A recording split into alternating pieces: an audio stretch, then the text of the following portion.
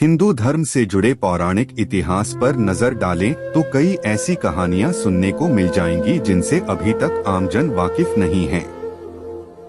विस्तृत इतिहास होने की वजह से कुछ घटनाएं छूट जाती हैं तो कुछ नजरअंदाज कर दी जाती हैं। इन्हीं कहानियों में से एक है सृष्टि के रचयिता ब्रह्मा का अपनी ही बेटी के साथ विवाह करने की घटना। यह बात तो हम सभी जानते हैं कि त्रिदेव के हाथों में ही इस सृष्टि की बागडोर समाहित है।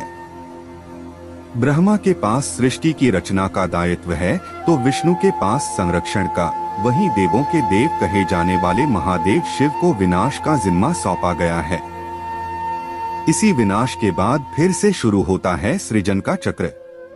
ब्रह्मा का अपनी ही बेटी के साथ विवाह करने की इस घटना का उल्लेख सरस्वती पुराण में वर्णित है।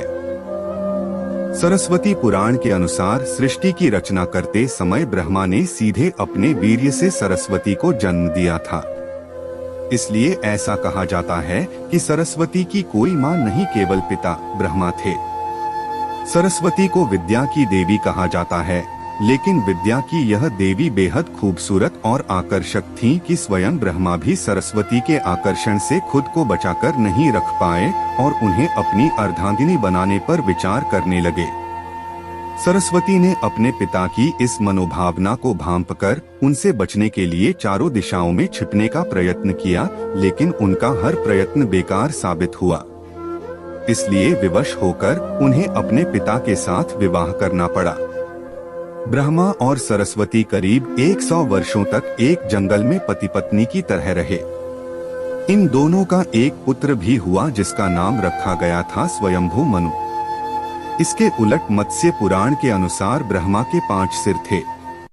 कहा जाता है जब ब्रह्मा ने सृष्टि की रचना की तो वह इस समस्त ब्रह्मांड में अकेले थे। ऐसे में उन्होंने अपने मुख से सरस्वती, सांध्य, ब्राह्मी को उत्पन्न किया।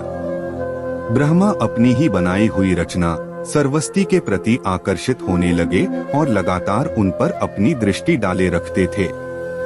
ब्रह्मा की दृष्टि से बचने के लिए सरस्वती चारों दिशाओं में छिपती रहीं, लेकिन वह उनसे नहीं बच पाईं। इसलिए सरस्वती आकाश में जाकर छिप गईं, लेकिन अपने 5वें सिर से ब्रह्मा ने उन्हें आकाश में भी खोज निकाला और उनसे सृष्टि की रचना में सहयोग करने का निवेदन किया। सरस्वती से विवाह करने के पश्चात सर्वप्रथम मनु का जन्म हुआ।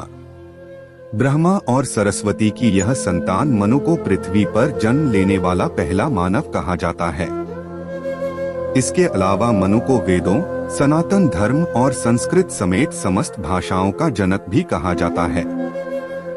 प्रजापति ब्रह्मा का अपनी ही पुत्री के प्रति आकर्षित होना और उसके साथ संभोग करना अन्य सभी देवताओं की नजरों में अपराध था।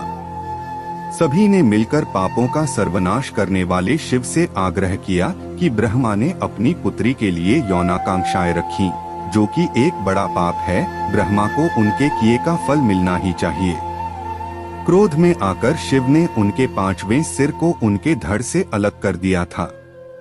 शिव पुराण के अनुसार ब्रह्मा के सर्वप्रथम 5 सिर थे, लेकिन जब अपने 5वें मुख से उन्होंने सरस्वती, जो कि उनकी पुत्री थी, को उनके साथ संभोग करने के लिए कहा तो क्रोधावश सरस्वती ने उनसे कहा कि तुम्हारा यह मुंह हमेशा अपवित्र बातें ही करता है, जिसकी वजह से आप भी विपरीत ही सोचते हैं।